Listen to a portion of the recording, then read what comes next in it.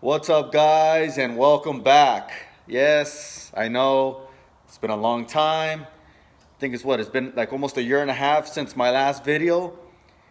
Just been really busy, with work, and trying to get stuff situated with the garage.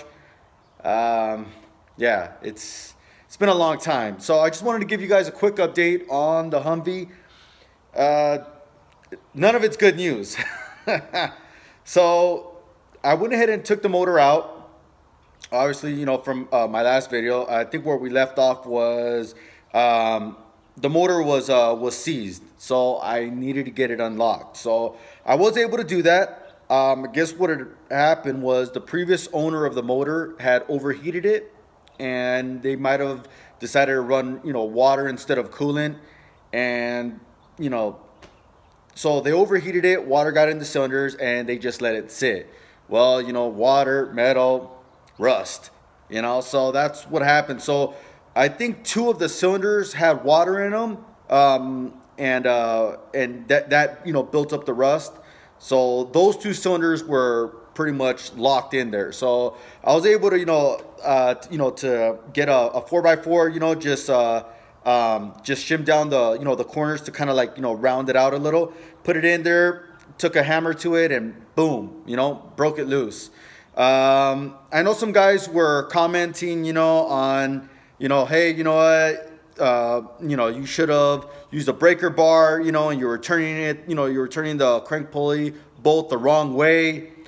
Dude, I've tried that. I've tried both ways. Obviously, if I were to, turn it counterclockwise, the bolt would have just, came out, and that actually did happen. So the only way for me to be able to put any kind of pressure on it was for me to turn it clockwise. But I started noticing that that the bolt was stretching, so I went ahead and stopped. I didn't want to risk breaking the bolt in the crankshaft, because then I would have to extract it later on, and I didn't want to have to deal with it. So yeah, so where we're at right now is the motor is broken loose, but I will need to get it rebuilt. Unfortunately, I don't have that amount of cash right now. So what I started doing was hey, the garage was a mess, and in the wintertime, the garage was cold as shit. In the summertime, it was hot as shit, and the temperature up here in the high desert, gets, I mean, it doesn't get like real hot. It doesn't get like Arizona hot, but still, it does get pretty warm up here, I mean, like your average day in the summer is about like 100 degrees, so, yeah, so the garage did get hot. So I decided, what, the garage did needed, to be overhauled. I needed my air lines plumbed. I needed a new compressor. These, the windows that were in there, were the old single pane windows. They did nothing for insulating. So I went ahead and started, rewiring, replumbing, basically redesigning the entire garage. So I'm gonna go ahead and give you guys, a shot of that and where I'm at with the garage. Because one thing that you do need, you always need a clean space to work with. When you start, when you got clutter all over the place, and then, you're working uncomfortable, it kind of sucks, So, yeah, so let me go ahead and, give you guys a glimpse of what's going on, and then, yeah, so this way you guys can see what's going on. All right, hang on. All right, guys, so this is the garage. All right, so it's about like, I mean, it's a two-car garage, but you can pretty much fit 2 cars deep, So if it wasn't for that little room right there, I could probably fit 4 cars in here. The garage, I think, measures around 32 by 26 or something like that. Maybe a little bit bigger. So anyhow, so the garage needed a new roof, which it got. All right, so I went ahead and redid the entire roof. I went ahead and added all of these trusses, to raise the ceiling. All right, give a little bit more reinforcement in there. I also added all these LEDs, all these LED light bars in here. There's, I think there's 16 or 20 of them in here. But I'm gonna add a couple more down the center. This way, I can get, real good lighting. But now right now it's, daylight, you really can't see how bright it is, but these things are real bright. And the ones that I used, the LEDs that I used were from Sunco, and they're actually pretty good. They're very bright, very bright. All right, and they're very easy to install. Now I know you guys are saying, hey, dude, what's up with all the wires, hanging? Don't worry about that. I just went ahead and put them up there real quick just so that I can get some lighting in here, because I did take down the old lights. But I am gonna go ahead and rewire them, hide all the wires, and then this will look a lot better. So I also went ahead and insulated and drywalled the entire garage. I also replaced all the windows, used energy efficient windows. All right, got my new Husky compressor. It's a 60-gallon, but I am going to I'm using my old Craftsman compressor. I'm just using the tank. It's a 40-gallon tank, so I'm just gonna go ahead and paint it, and then I'm gonna connect it. I'm gonna go ahead and put it right here. And then it's going to be connected in series. So essentially you'll have like 100 gallons right there. This way, the compressor, won't be running as much. So that's pretty much where we're at right now. I am going to go ahead and get ready to start plumbing everything, plumbing all my air lines. I'm probably going to have about 4 outlets. I'll probably put one right here. I'll have one by the compressor. I'll have another one over here in this corner, and then I'll put another one over here. I'll also see if I can put one up here, this way, so I can go ahead and put a spool of air line up there. And then I was thinking about putting one over there, but I'm like, you know what? I think that's overkill. So I'll have about, what, 4 or 5 outlets, which I think, should be more than enough. So what I'm using right here is, I'm gonna go ahead and use PEX tubing. I've seen a lot of guys use it, with great success, and it's a lot easier than, doing, copper. Gives you a lot more flexibility. So I went to the hardware store, got a bunch of these PEX fittings. So the size that I'm going with is 3/4. So this is a spool of, I think, 100 feet, and it is a 3/4 inch line.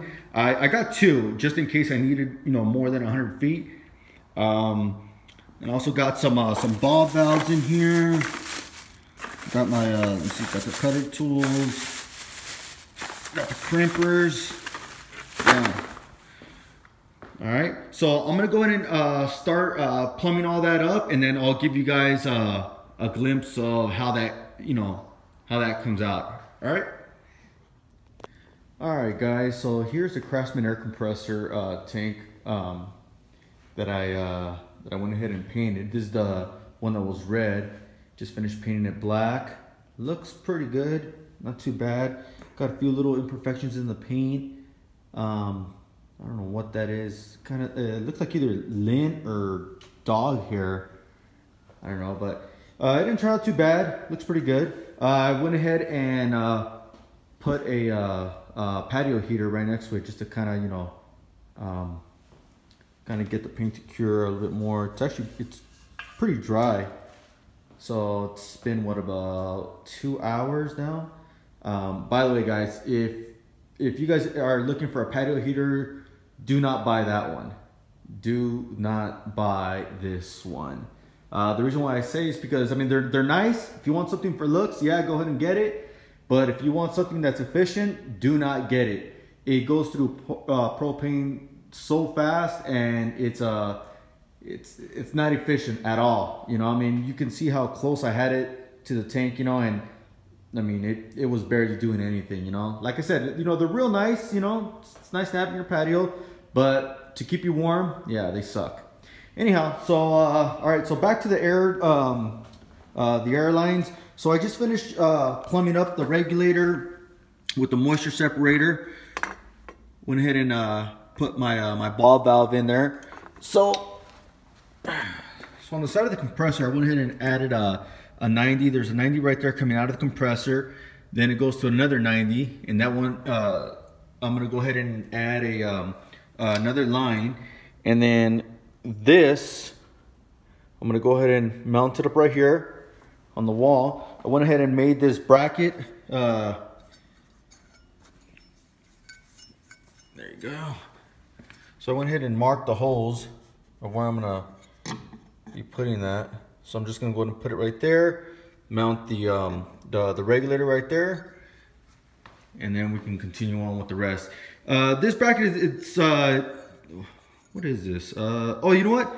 This is actually a plate to a junction box that I found in some box right there. So I decided to repurpose it, cut a hole in it with a hole saw, and then just, you know, kind of cleaned up, you know, kind of deburred it a little, and yeah, it worked perfect.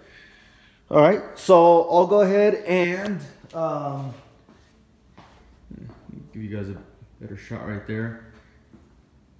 Yeah, so I'll go ahead and give you guys an update as soon as I finish plumbing up some more lines. All right. All right, guys, it's the next day, and I got about 95% of my plumbing done for the airlines. Let me show you guys what I got. So, all right, so coming out of the compressor right here, got my main shut off. So if I ever want to shut off the air to the entire system, I can. So that goes into a T, which drops down, goes into another ball valve, and then this one is going to go into my reserve tank, which goes right here. As you can see, I already drilled and put the anchors in there. But the reason why the reserve tank's not in there right now, it's because on the bottom, you know how they have a relief valve. I went ahead and turned it to try to clock it to where it points in that position, and it just broke. So it was the old valve. I mean, it was bound to give up sometime. Unfortunately, that, you know, was last night. So I'm gonna have to just go ahead and extract that and install a new valve, and then I can go ahead and reinstall it there.